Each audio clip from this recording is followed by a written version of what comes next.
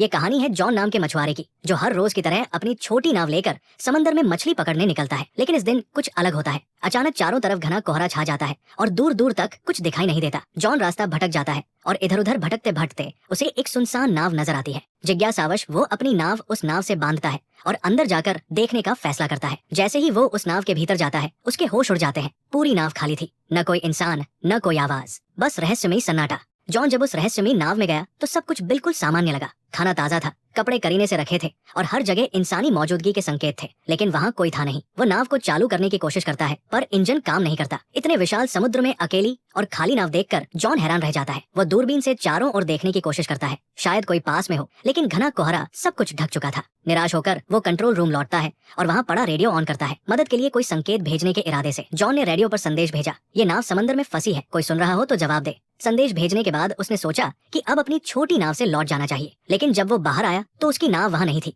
जबकि उसने उसे अच्छे से बांधा था। उसकी हैरानी और बढ़ गई जब देखा कि अब चारों ओर फैला कोहरा भी अचानक साफ हो गया था और आसमान एकदम खुला था। अब दोपहर का समय हो चुका था। जॉन को समझ नहीं आया कि ये सब क्या हो रहा है। वापस लौटने का कोई और रास्ता न देख वो उसी खाली जहाज पर लौट आया और नक्शे के सहारे रास्ता ढूंढने लगा। जॉन अब ये समझने की कोशिश करता है कि वो आखिर है कहाँ और अपने घर कैसे लौट सकता है। परेशानी ये थी कि उस रहस्यमयी नाव का इंजन खराब था। अगर उसे बचना था तो किसी भी हाल में इंजन को ठीक करना ही था। वो पूरे जहाज में टूल बॉक्स तलाशता है और कड़ी मेहनत के बाद इंजन ठीक कर लेता है। उसके लिए ये एक बड़ी राहत थी। अब नाव चालू हो चुकी थी और दिशा भी धीरे धीरे समझ आने लगी थी। लेकिन खतरा टला नहीं था। जॉन कंट्रोल रूम में जाकर फिर से रेडियो से संपर्क करता है, मगर इस बार भी कोई जवाब नहीं आता। सब कुछ अब भी रहस्य में डूबा था। फिर वो लड़का ऊपर आता है और उसे अचानक टॉयलेट जाना पड़ता है। कोई आसपास नहीं था तो वो सोचता है कि समंदर में ही कर लेता हूँ। जैसे ही वो किनारे जाता है, अचानक किसी ने पीछे से उसे धक्का दे दिया। वो सीधा पानी में गिरता है। हालत बेहद खतरनाक थी, लेकिन उसने रील को पकड़कर किसी तरह खुद को डूबने से बचा लिया। हवा और पानी का दबाव इतना ज्यादा था कि वापस नाव तक आना मुश्किल हो गया। मगर उसने हार नहीं मानी, हिम्मत जुटाई और धीरे धीरे रील के सहारे खुद को खींचते हुए फिर से नाव पर चढ़ाया। इस सब के बीच उसका काम पूरा नहीं हो पाया तो वो दोबारा टॉयलेट जाने लगा। जैसे ही वो नीचे पहुंचा, अचानक किसी ने जोर से दरवाजा बंद कर दिया। जॉन ने पहले इसे हवा का असर समझा और ध्यान नहीं दिया, लेकिन जब बाहर निकलने की कोशिश की तो देखा कि दरवाजा अंदर से बंद हो चुका है। अब वो हैरान रह गया। उसने दरवाजा खोलने की हर कोशिश की, यहाँ तक कि जेब से एक सिक्का निकालकर ताले में फंसाकर भी खोलने की कोशिश की, मगर सब बेकार गया। अब उसे लगने लगा कि इस जहाज पर वो अकेला नहीं है, कोई है जो उसे परेशान कर रहा है, जो दिखता नहीं लेकिन हर वक्त मौजूद है। उसे लगने लगा जैसे कोई उसके साथ बेरहमी से खेल रहा हो। वो जोर से चिल्लाया, कृपया जो भी हो दरवाजा खोल दो, मैं कोई चोर नहीं, बस देखने आया हूँ। लेकिन कोई जवाब नहीं आया। अब उसे समझ आ गया कि मदद की उम्मीद बेकार है। वो केबिन की तरफ बढ़ा और अंदर जाकर जो देखा उससे उसकी रूह कांप गई। वहाँ खून के धब्बे थे, डरावना माहौल था, पर उसने डर को नजरअंदाज किया और एक कैंची उठाकर दरवाजा खोलने की कोशिश की, लेकिन ताला अब भी नहीं खुला। तभी पूरी नाव जोर जोर से हिलने लगी, जैसे कुछ बड़ा होने वाला हो। जॉन बेहद घबराया हुआ था। तभी उसकी नजर ऊपर की एक खिड़की पर पड़ी। वो किसी तरह उस खिड़की से बाहर निकला और चारों ओर देखा। दूर से एक विशाल कार्गो जहाज उसकी ओर आता नजर आया। उसकी दिशा सीधी उसी नाव की ओर थी। जॉन को समझ आ गया कि अगर वो जहाज टकराया तो सब खत्म हो जाएगा। अब उसे हर हाल में अपनी जान बचानी थी। उसने सिग्नल देने का सोचा, लेकिन उसके पास कुछ था नहीं। उसने तुरंत अपनी शर्ट उतारी और जोर जोर से लहराने लगा ताकि कार्गो जहाज का कोई उसे देख सके। लेकिन अफसोस, इतने प्रयास के बाद भी किसी की नजर उस पर नहीं पड़ी। अब जॉन को किसी भी हालत में अपनी जान बचानी थी। अगर उसकी नाव आगे बढ़ती रही तो कार्गो जहाज से टकराकर सब खत्म हो सकता था। तभी उसकी नजर खिड़की के पास लटकी एक रस्सी पर पड़ी। उसके दिमाग में तुरंत एक आइडिया आया, अगर वो इस रस्सी का इस्तेमाल करे तो शायद जहाज को रोक सके। उसने जल्दी से रस्सी बांधी और बाहर फेंकी ताकि नाव की गति रुक जाए। लेकिन हालात और बिगड़ गए। रस्सी इंजन के पंखे में फंस गई और खींचते हुए बाथरूम के अंदर आकर उसके गले में अटक गई। उसका दम घुटने लगा। मरने की कगार पर पहुंचकर उसने हिम्मत दिखाई और एक औजार से खुद को आजाद किया। उसकी गर्दन पूरी तरह लाल पड़ गई थी। वो लगभग मर ही गया था, बट आखिरी पल में खुद को बचा पाया। रस्सी इंजन में फंसी थी, जिससे जहाज की रफ्तार थम गई, मगर ये काफी नहीं था। भारी कार्गो जहाज फिर भी उससे टकरा गया। जोरदार टक्कर से उसका जहाज बुरी तरह हिल गया और जॉन जमीन पर गिरकर बेहोश हो गया। उसके सिर में गहरी चोट लगी थी। कुछ देर बाद जब उसे होश आया तो उसने देखा कि बाथरूम पानी से भर चुका था। मगर सबसे हैरान करने वाली बात यह थी कि वो समुद्र का खारा पानी नहीं, बल्कि एकदम साफ और मीठा पानी था, जैसे कोई जानबूझकर उसे डराने की कोशिश कर रहा हो। वो एक बार फिर टूटकर भीख मांगता है, चाहे तुम जो भी हो प्लीज मुझे जाने दो। लेकिन फिर भी कोई जवाब नहीं आता। अब वो भूखा, प्यासा और बेहद कमजोर हो चुका था। जैसे तैसे उसने बाथरूम की शावर से पानी पिया, लेकिन जल्दी ही महसूस हुआ कि पानी खत्म हो गया है। फिर जब उसने सिंक से पानी पीना शुरू किया तो हैरान रह गया।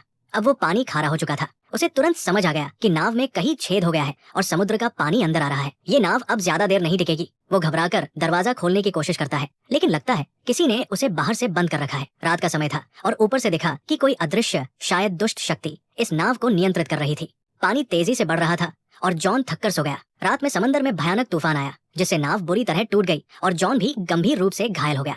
सुबह जब उसकी आंख खुली तो पानी सिर तक पहुंच चुका था, सिर्फ चेहरा बाहर था। अब उसे लगने लगा कि बस कुछ ही पल बचे हैं। तभी अचानक कहीं से क्लिक की हल्की आवाज सुनाई दी, जैसे कुछ खुला हो। जैसे ही जॉन ने हैंडल घुमाया, दरवाजा जोर की आवाज के साथ खुल गया। पानी का दबाव इतना ज्यादा था कि दरवाजा टूटकर नीचे गिर पड़ा और इसी तरह वो बाहर निकलने में कामयाब हुआ। बाहर निकलते ही वो सीधा नाव की छत पर गया ताकि ताजी हवा में सांस ले सके, क्योंकि नीचे ऑक्सीजन लगभग खत्म हो चुकी थी। अब उसे यकीन हो गया था कि कोई अदृश्य ताकत उसे हर हाल में सताना चाहती है। वो शारीरिक और मानसिक रूप से टूट चुका था और नीचे की तरफ पानी लगातार भरता जा रहा था। उसे समझ आ गया कि अब नाव कभी भी डूब सकती है। जॉन ने तय कर लिया था अब वो इस जहाज पर नहीं रुकेगा। तभी उसे एक आइडिया आया। उसने जहाज से एयरबैग्स निकाले और टूटे हुए बाथरूम के दरवाजे को इस्तेमाल करके एक छोटा राफ्ट बना लिया। उसने सब कुछ मजबूती से बांधा ताकि राफ्ट टिक सके, लेकिन राफ्ट चलाने के लिए उसे कुछ और जरूरी सामान भी चाहिए था। उसने जहाज से खाना, पानी और जरूरी औजार जमा किए और खुद को पूरी तरह तैयार किया। फिर बिना पीछे देखे वो जहाज से उतर गया और राफ्ट पर सवार होकर धीरे धीरे समंदर में आगे बढ़ने लगा। वो राफ्ट पर था और उसके सामने वही बड़ी नाव अब भी खड़ी थी। कई घंटे गुजर गए, लेकिन न तो वो ज्यादा दूर जा पाया और न ही वो नाव डूबी, जिसे वो समझ रहा था कि 5 से 10 मिनट में डूब जाएगी। वो अब भी उसी हालत में थी। तभी उसके दिमाग में एक आइडिया आया, अगर ये नाव अभी तक नहीं डूबी तो क्यों न इसके रिसाव को ठीक कर लिया जाए। अगर ऐसा हो गया तो वो इस मजबूत नाव से आराम से सफर कर सकता है। ये सोचकर वो वापस नाव के पास गया। सबसे पहले उसने रिसाव को ठीक किया, फिर पाइप और औजारों से एक पंप तैयार किया ताकि पानी बाहर निकाला जा सके। उसने जो पंप बनाया था उसकी मदद से नाव में भरा समुद्र का पानी धीरे धीरे बाहर निकल गया। रिसाव ठीक करने और पानी हटाने के बाद उसने जहाज की बाकी दिक्कतें भी ठीक कर दी। साथ ही उसने बाहर से भी मरम्मत की ताकि आगे सफर में कोई और परेशानी न हो। काम खत्म होने के बाद उसने फिर से रेडियो से मदद मांगने की कोशिश की, लेकिन इस बार भी कोई जवाब नहीं आया। मायूस होकर वो वापस लौटा और नक्शा निकालकर एक बार फिर रास्ता समझने लगा। उसने नाव को आगे बढ़ाने की कोशिश की, लेकिन जैसे ही इंजन स्टार्ट किया नाव बिल्कुल नहीं हिली, मानो फिर से उसे धोखा दे रही हो। वो नाव एकदम स्थिर थी, जैसे पानी में जड़ हो गई हो, और यही सोच उसे अंदर से तोड़ रही थी। वो पूरी तरह थक चुका था, उम्मीदें खत्म हो रही थी। तभी दूर से उसने एक और जहाज आते देखा। अब उसके पास बस एक ही रास्ता था, अपने छोटे राफ्ट से उस जहाज तक पहुंचना। वो तुरंत राफ्ट पर चढ़ा और तेजी से उस जहाज की ओर बढ़ा, लेकिन तभी वो जहाज अचानक हिलने लगा और जॉन की तरफ तेजी से बढ़ने लगा, जैसे किसी ने उसे जानबूझकर उसकी ओर भेजा हो। जॉन ने अपनी रफ्तार बढ़ाई, लेकिन वो विशाल जहाज और भी तेज हो गया और ठीक इससे पहले कि वो जहाज उसे टकराता, जॉन ने आखिरी कोशिश की और अपने बोट से कूदकर उस दूसरी नाव तक तैरने का फैसला किया जो दूर जाती दिख रही थी। लेकिन जब तक वो वहां पहुंचा वो नाव गायब हो चुकी थी। तभी उसे एहसास हुआ कि इस रहस्यमयी नाव पर कोई बुरी ताकत है जो उसे कहीं जाने नहीं दे रही। उसने सोच लिया था कि चाहे जान चली जाए वो इस नाव पर वापस नहीं जाएगा। लेकिन शाम तक पानी में तैरते तैरते ठंड बढ़ने लगी। नीचे डॉल्फिन्स तैर रही थी, पर पानी का तापमान बहुत गिर चुका था। ठंड सहन न हो पाने पर मजबूरी में वो फिर उसी नाव पर लौट आया। वो इतना थक और बीमार हो चुका था कि कुछ सोच पाने की हालत में नहीं था। बस चुपचाप एक कंबल ओढ़कर कमरे में सो गया। सुबह जब उसकी आंख खुली तो उसने फिर से इस जहाज से निकलने का फैसला किया, लेकिन अब एक और झटका मिला। कमरे का दरवाजा बंद था। वो घबरा गया और धीरे धीरे मानसिक रूप से टूटने लगा। उसे कुछ समझ नहीं आ रहा था कि आखिर ये सब उसके साथ क्यों हो रहा है। तभी उसकी नजर कमरे में मौजूद एक छोटी सी केबिन पर पड़ी। उसने जैसे ही उसे खोला, ऊपर की ओर एक रास्ता नजर आया, एक वेंटिलेशन जिससे बाहर निकला जा सकता था। वो उस केबिन में घुस गया जो एक तंग स्टोरेज एरिया था।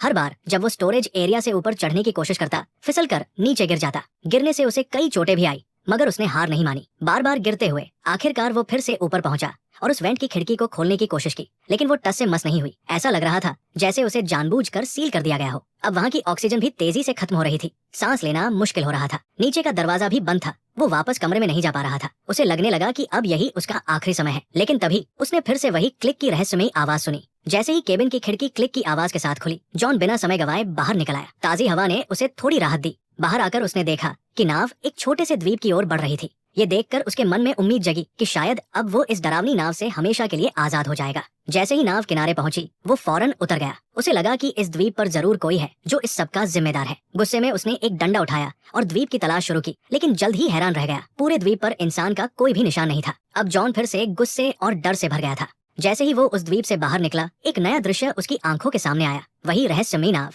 जो उसे यहाँ लाई थी, अब शांत समंदर में आगे बढ़ रही थी, जैसे किसी और शिकार की तलाश में हो। ये देखकर जॉन को पूरी तरह यकीन हो गया कि ये नाव और ये द्वीप किसी बुरी ताकत के अधीन है। उसे अब हर हाल में यहाँ से निकलना था। उसकी जिंदगी अब भी बाकी थी। वो खोजबीन करता हुआ द्वीप की सबसे ऊंची चोटी पर पहुंचा और वहाँ से उसने दूर एक और द्वीप देखा, लेकिन वो इतना दूर था कि वहाँ क्या हो रहा है ये वो देख नहीं पाया। जैसे जैसे जॉन द्वीप पर घूमता रहा वो धीरे धीरे पीछे की ओर आ गया, लेकिन जब वो वहाँ पहुंचा तो उसकी आंखें फटी की फटी रह गई।